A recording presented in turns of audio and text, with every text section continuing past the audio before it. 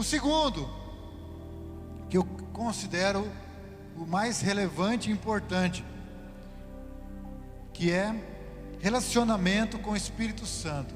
Se a igreja do começo pregava arrependimento, Pedro falou assim: arrependei-vos e cada um de vós seja batizado para a remissão de pecados, recebeis o dom do Espírito Santo. Você precisa receber um dom que te faz justo, e se você receber o Espírito Santo, você tem o Espírito Santo, você é santo, pela justiça que Ele imputou em você, que é o selo. Nós vamos falar desse aqui agora. A igreja andava com o Espírito Santo. Jesus falou assim: ficai em Jerusalém até que do alto sejais revestidos de poder. Atos 1:8 fala assim: recebereis poder ao descer sobre vós o Espírito Santo, e ser-me-eis testemunhas, né? Então Atos 1:8 fala que você vai receber o poder do Espírito Santo para se tornar testemunha.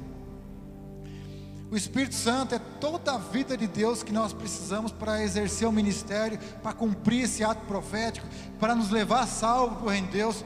É o poder de Deus que cura, que expulsa demônios, que faz milagres. Tudo é o Espírito Santo. Reinhard Bonk, que é um pastor que trabalhou na África, e ele ganhou milhões de pessoas para Jesus, e num dos seus livros, um trecho, ele falou assim que todo o poder que existe no Novo Testamento, se a gente fala assim, a oração tem poder, mas na verdade o que tem poder, a oração em si ela é algo que é uma ferramenta, mas o poder não está em si na oração, mas está no poder do Espírito que move através da oração quando você ora. O poder da graça, amém? A graça é o tempo que nós estamos vivendo, é o que Jesus nos deixou, mas o poder da graça está no Espírito Santo, que é o Espírito da graça que Ele falou. Sabe, o Evangelho, qual é o poder do Evangelho? É o Espírito Santo que move o Evangelho. Se nossa pregação, Paulo falou assim: as minhas palavras não consistem em sabedoria, em palavras de sabedoria humana, mas demonstração de Espírito e de poder. As nossas palavras têm que estar carregadas com o poder do Espírito Santo, tem que estar carregada com uma renovação, com a graça de Deus.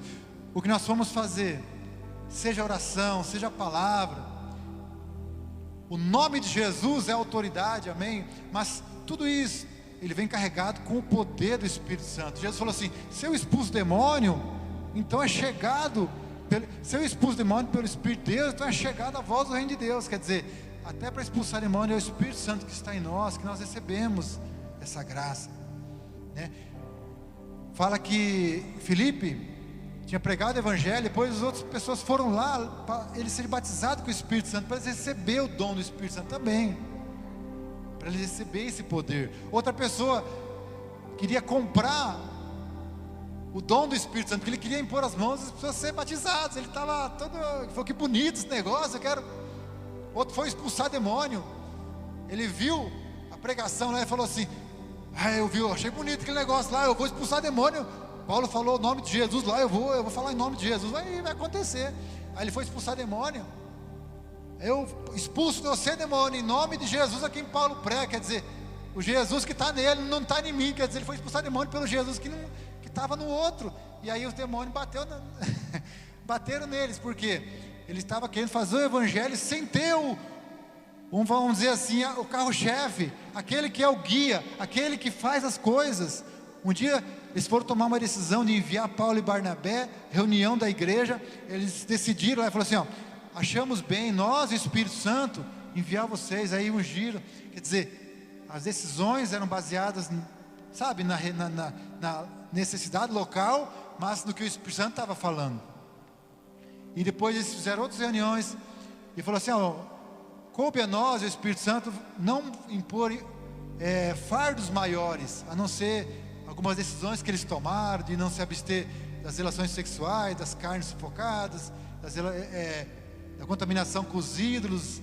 Então foram algumas decisões que eles tomaram, mas o Espírito Santo guiando a igreja. O Espírito Santo, ele é o selo da salvação, está lá em Efésios 1:13. 4 pontos aqui que eu vou falar. Primeiro, Efésios 1:13, no qual também vós, tendo ouvido a palavra da verdade, o Evangelho da vossa salvação, tendo nele crido, quando você creu, fostes selados com o Espírito Santo da promessa, o qual é o penhor da nossa herança, para a redenção da possessão de Deus, para louvor da sua glória. Quando você ouviu a palavra da verdade, o evangelho da salvação, você creu. Quando você creu, você recebeu o Espírito Santo que selou você. Então por isso que a gente fala, quem vai receber Jesus? Quando você recebe Jesus, você está recebendo o selo da salvação, porque nós temos a marca da promessa, que nem aquela música, nós temos a marca da promessa. Tem uma promessa, que Ele é o penhor. Ele falou assim, eu vou colocar algo importante e valioso, igual um diamante precioso, que alguém põe na casa de penhor, eu vou colocar dentro de você, e um dia eu vou resgatar ele. E se o Espírito Santo está em você, Deus vai resgatar o que é dele. E você, a Bíblia fala que você foi comprado com um bom preço, e você é possessão de Deus. Não é assim, a Bíblia fala que os que são de Deus, o maligno não o toca, porque Jesus já foi comprado, o Espírito Santo está em você, você não é qualquer coisa, você já foi comprado, o Espírito Santo está em você. Tem circunstâncias, tem coisas, mas Deus está sempre atuando na sua vida. O Espírito Santo está sempre falando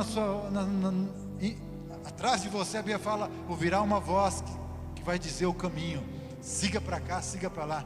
Então o Espírito Santo está sempre mostrando, mesmo que a gente está lá, mesmo capengando, mas Deus está ali cuidando de você, zelando por você. Você é a igreja, você é noiva, você é justificada pelo sangue. Aleluia.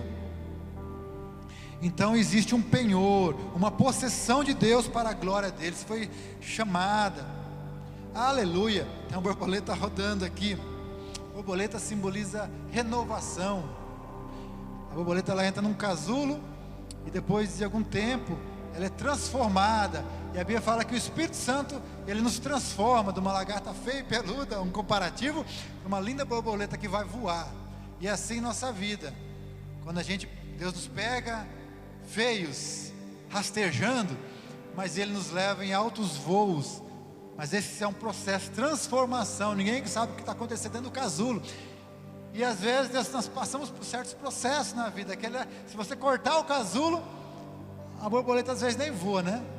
Tem que ser um processo. O processo de transformação é entre você e Deus. Da mesma forma que quando Maria teve Jesus, o anjo falou para ela, descerá sobre ti o Espírito Santo, e o poder do Altíssimo te envolverá, e o que vai nascer de ti será chamado Filho de Deus. Então eu quero dizer para você profeticamente, que o Espírito Santo desceu sobre você quando você aceitou Jesus, e Ele está te transformando. Esse poder de Deus está te transformando, está te envolvendo, e o que vai nascer de você, que é um missionário, que é um homem cheio do Espírito Santo, que é uma mulher de Deus, que é algo que Deus projetou desde a fundação dos séculos, para você ser aquele homem de Deus, uma mulher de Deus. Você vai ser chamado Filho de Deus, pelo projeto de Deus, porque o Espírito Santo está te envolvendo aqui, todo dia, toda hora, e vai nascer. De repente alguém falou a você, Joaquim, você era assim, você agora é diferente.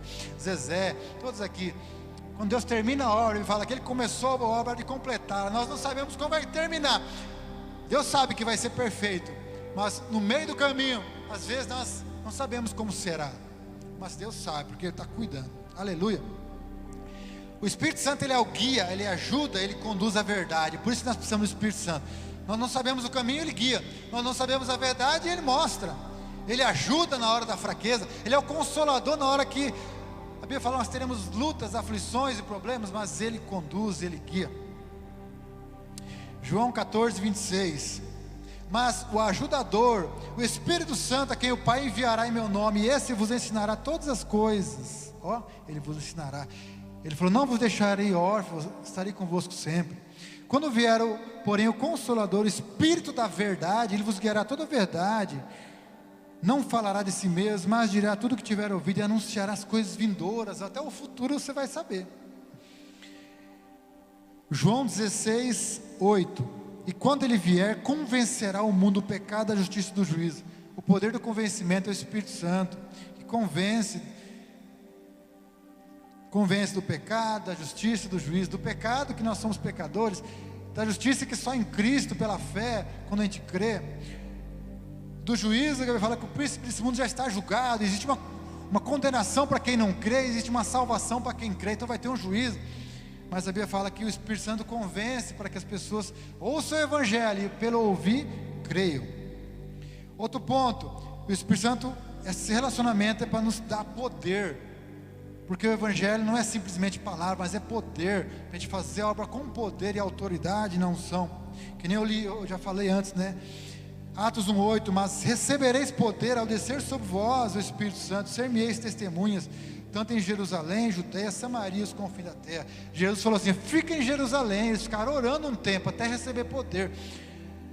Jesus falou isso porque nós não podemos fazer na nossa força, na nossa vontade, só no que nós achamos. A obra é de Deus, e o Espírito Santo foi dado para nós fazermos a obra, porque senão seria na força do braço. Como nós saberíamos a direção? Nossas boas ideias ajudam, mas elas não sustentam nada. Quando Deus fala, Ele convence, Ele sustenta. As nossas boas ideias até pode ser legal e bonita, mas não tem sustento. Então nós precisamos ouvir o Espírito Santo e receber esse poder. Aleluia. No final vamos orar para a gente receber tudo que Deus tem para nós hoje. Se é dom, se é capacitação, se é direção, se é poder, amém, você vai receber.